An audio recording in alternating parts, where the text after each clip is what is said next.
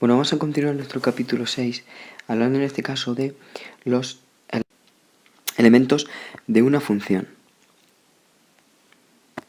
Los elementos básicos de una función son dos. La variable independiente, que sería la que vamos cambiando nosotros, la que vamos variando, y que suele colocarse en el eje de las X, y también suele estar representada por el tiempo, la longitud. Es, como ya digo, la variable que está en el eje X. Y la variable dependiente, que sería la que va variando al variar la independiente. Normalmente se suele colocar la variable dependiente en el eje Y. Es decir, que cuando va variando la variable X o el tiempo, la Y va tomando ciertos valores. Si lo vemos sobre un ejemplo en el que estamos representando el número de bacterias con respecto al tiempo que transcurre, vemos que la variable independiente sería el tiempo, colocada en el eje de las X, y la variable dependiente sería el número de bacterias, colocada en el eje vertical. De tal manera que conforme avanza el tiempo, el número de bacterias, la Y, iría variando, iría tomando diferentes valores.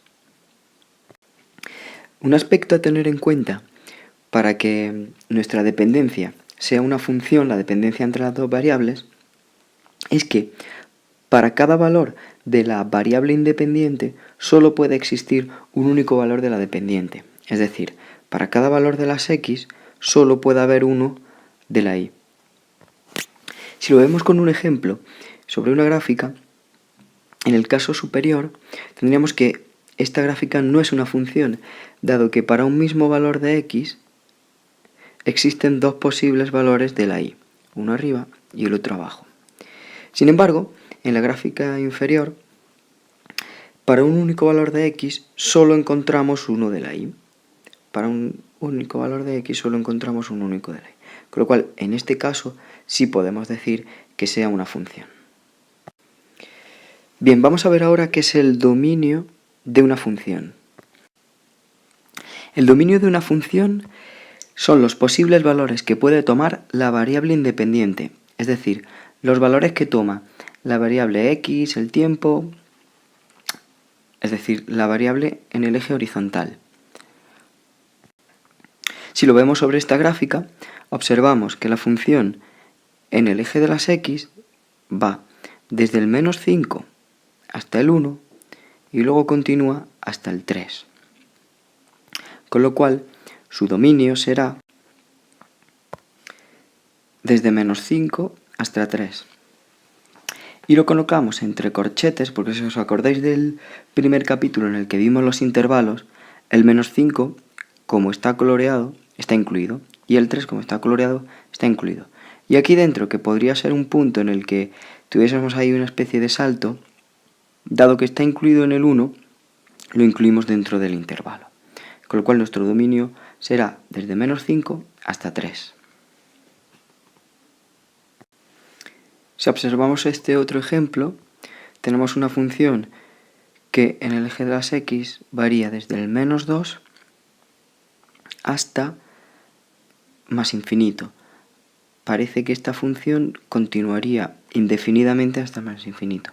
Con lo cual el dominio de esta función, que son los valores que toma la X, iría desde -2, incluido porque en el -2 está la función, existe, hasta más infinito. Y recordad que cuando colocábamos una semirrecta, en este caso, no es un intervalo, sino que es una semirrecta, en más infinito nunca lo cogíamos, sino que lo colocábamos con un paréntesis que indicaba que el infinito nunca se alcanza.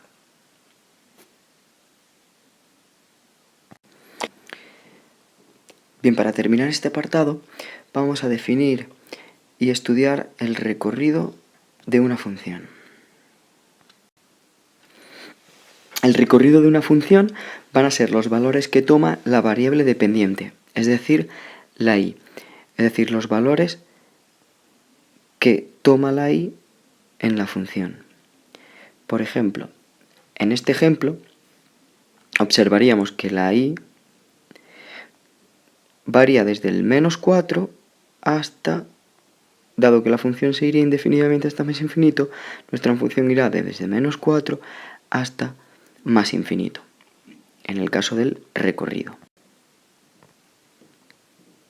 Y lo expresaríamos de nuevo con una semirrecta en la que el menos 4 está incluido, porque la función pasa por el menos 4, por la altura menos 4, y más infinito de nuevo no se incluiría, sino que se colocaría con un paréntesis, denotando que el más infinito, los infinitos nunca se alcanzan. En resumen, el dominio son los valores de la x que toma, en este caso desde menos 2 hasta más infinito, y el recorrido son los valores de la y, que en este caso va desde menos 4 hasta más infinito. Y si volvemos al ejemplo anterior, en el que teníamos que el dominio, es decir, los valores de la x que toma la función iban desde menos 5 hasta 3, si observamos en este caso el recorrido, es decir, los valores de la y, observaríamos que nuestra función pasa desde el valor menos 2 hasta el valor 3 y pasa por todos ellos. Es decir, pasa por menos 1, pasa por 0, pasa por 1, pasa por 2 y llega hasta el 3. Desde el menos 2 hasta el 3, ambos incluidos porque en ambos valores la función toma valor.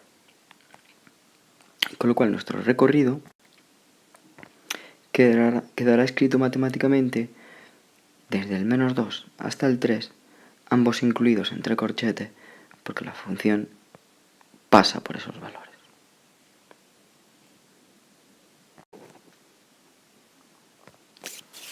Si observamos estos dos ejemplos más, veríamos que esta función, la función de la izquierda, su dominio varía desde el valor 1, 2, menos 3, desde el menos 3 hasta el valor 1, 2, hasta el 2. Pero el 2, fijaos que sería un intervalo abierto.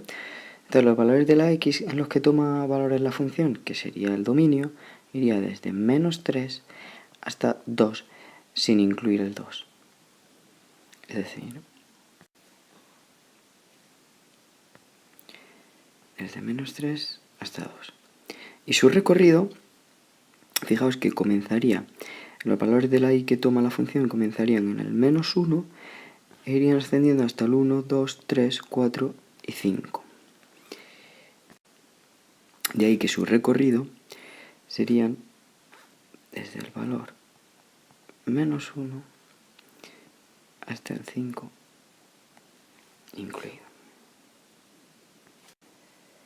Sin embargo, el caso que tenemos a la derecha, observad que para un mismo valor de x, por ejemplo el 1, tendríamos varios valores de y.